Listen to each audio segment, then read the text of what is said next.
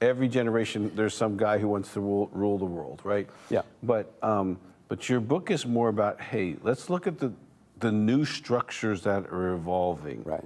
And let's look at them intelligently, right? Because now there is intelligence that can keep track of everybody's money, right? Now there is global economic interdependence like never before. We need to look at, so walk us through some of the things we need to look at and go, huh, that's interesting. Like Bill Gates. I mean, let's start with him. You talk about that in the second chapter.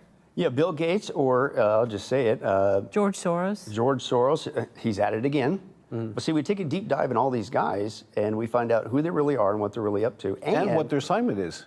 Exactly, their assignment and how it fits, knowingly or unknowingly, with Bible prophecy, specifically the infrastructure and of the that's Antichrist kingdom. Really important what you're saying, Billy, is knowingly or unknowingly. Right. Not everyone who's part of creating these things is trying to say, oh, I want to build a highway for the Antichrist. You know, they're trying to make the world a better place, some of them. Right. You know, and now some of them, of course, you know, they know they're on the team. But some of them are just trying to do the next right thing. Yeah, well, and I'm glad you bring that up, Doug, and I'll just give you what I call a lightning rod character. That's Elon Musk. It seems like, man, can we just have, we're Christians, can we just have a discussion? What's wrong with this? Is it illegal nowadays? But the problem is this, people have polarized Elon Musk. If you say anything bad about him, then you become anti-American or a leftist liberal. But if you say anything good, then say, oh, you're working for the Antichrist and you drunk the Kool-Aid, right? And I'm like, no. Christians are supposed to be truth tellers, so let's just deal with the facts. Number one, I'll be honest with you, I am super stoked about what he's doing with the Doge program. It's like, hello, finally, this should have been going on 20 years ago. Right. Cleaning house. So I'm not dishonest about that. I'm not gonna, I'll give him credit for that. All I'm saying is, that's on the front porch. Can we talk about what's going on in the backyard? And the backyard behavior is everything to do with Bible prophecy. He is building, with Klaus Schwab and the gang, a Neuralink. It's beyond animal trials. Check it out. It's already into humans. The stated goal is they're going to be able to pop brain chips into people as quick and easy and, quote, as painless as a, quote, LASIK eye procedure. You will go in, just like the laser go, bzz, bzz, and then you go right back out. Outpatient procedure. So brain chips, what's up with a brain chip head for, I don't know, but I'm kind of thinking that's one of the two places for the mark of the beast. I'm not saying he's working for the Antichrist. I'm just saying, man, of all business ventures, it's not like make a new shovel. You just happen to be building something that's putting brain chips into people, which is part of the Great Reset. Well, that technology is something that we have to look at because the Bible tells us, you know, this kind of thing's going to happen. Right.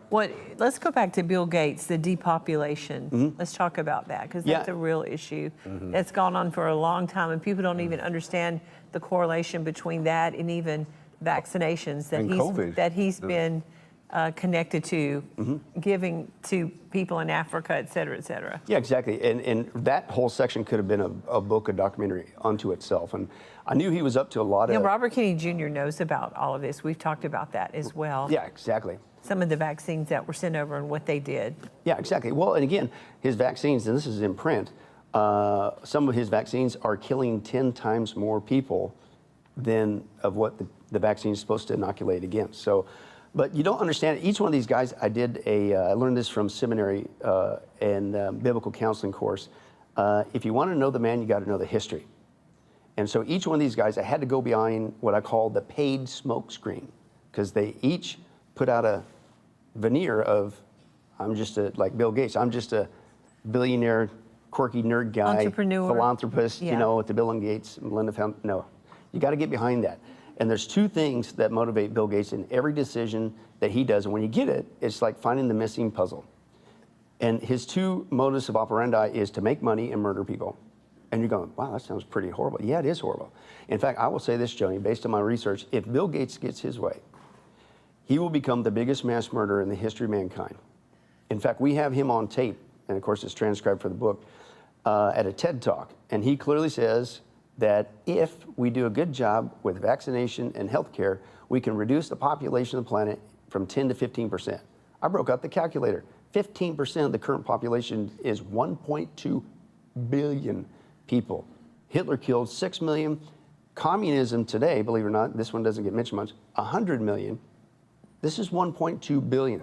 And you're like, why in the world would this guy do this? Well, because you got to know the history, know the man. His dad was the head of Planned Parenthood, Depopulation, Margaret Sanger. He was raised in this environment that there's too many people on the planet. And he believes that as an elitist, it is his altruistic duty to help depopulate the planet. But what is that? That's called kill people off. This is horrible, and things of that nature. And vaccines are just one of the ways he's, quote, getting the job done. What are some of the stories that you put in the book about him that we can look and say he presently was involved in this particular situation where people died? Yeah, well, again, we have a whole section on specifically how does he make money, murder people. Vaccines are an easy one. We also before that, we deal with what he's doing with the food supply. Now, first of all, who is this guy, right? Is he a health expert? Get rid of meat, get rid of eggs. Yeah, exactly. Is he a health expert? Is he a doctor? Who makes you? Or inject meat with the new MMR technology, so to speak. Well, it's worse than that, Joni. Again, what's his two motives for everything he does? Once you get it, it explains everything. Make money, murder people. Go to the food. We're not even talking about the vaccines. Go to the food. Why has he become the biggest farmland owner in the United States? Yeah. And not just the United States, keep going deep. He's also doing this around the world, including the Netherlands, which is the second largest food exporter on the planet. Why is he even involved in food at all? Because he's creating a monopoly to make money, and then that food's going to murder people.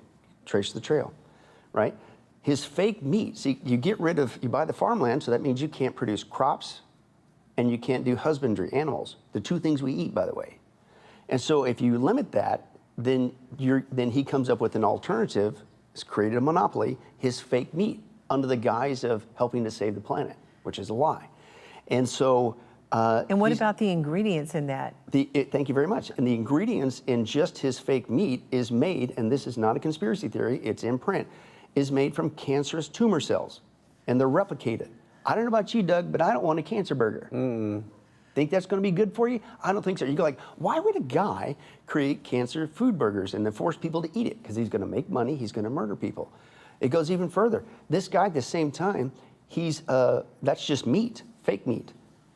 He's destroying the vegetable and fruit crops. He's now created another thing called a peel, and it's supposed to preserve our fruits and veggies. Well, again, it's coming with stuff that's now coming out, stuff that's carcinogens, and it's harmful when you put that on the food supply. So now you're destroying. Or crossbreeding, like we've done to our wheat, and now we've got all of these gluten-sensitive individuals because it wasn't grown the proper way, the way the Bible said to. Exactly, which is another thing. And I knew about this, but I didn't know the Bill Gates connection until I went down deep.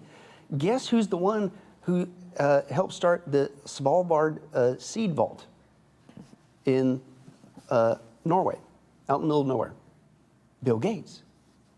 And if you know anything about that seed vault, it is storing all the master seeds on the planet. And they literally call it the Noah's Ark of seeds.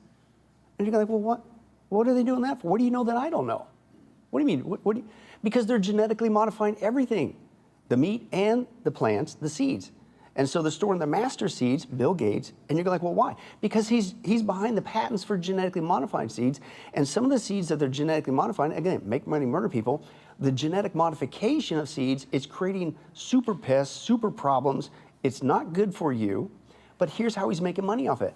A lot of these seeds that they're genetically modifying, Joni, is what's called a terminator gene. It's a terminator seed. In other words, it's one and done.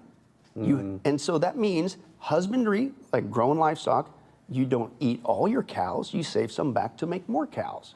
It replicates itself.